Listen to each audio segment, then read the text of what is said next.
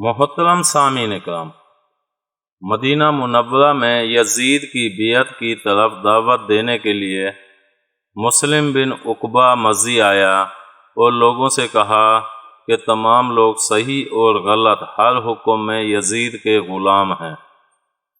اس کی اس بات کو سن کر ایک قریشی لونڈی کے بیٹے نے کہا کہ یزید کی نہیں بلکہ اطاعت تو اللہ کی ہوگی۔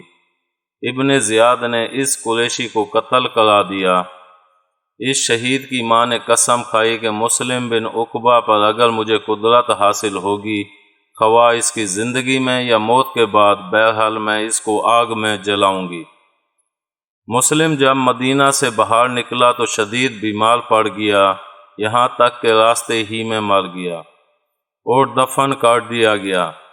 مسلم کے مرنے کی خبر جب اس شہید کی ماں کو پہنچی تو کئی آدمیوں کے ہمراہ قبر تک گئی اور مسلم کی قبر کھودی گئی تاکہ وہ عورت اپنی قسم پوری کرنے کے لیے اس کی لاش کو قبر سے نکال کر جلا دے۔ قبر کھود کر لوگوں نے دیکھا تو یہ وحشت ناک منظر نظر آیا کہ ایک بڑا سانپ اس ظالم کی گردن میں لپٹا ہوا تھا اور اس کی ناک کی نوک کاٹ رہا تھا۔ یہ منظر دیکھ کر لوگ وہاں سے چلے گئے۔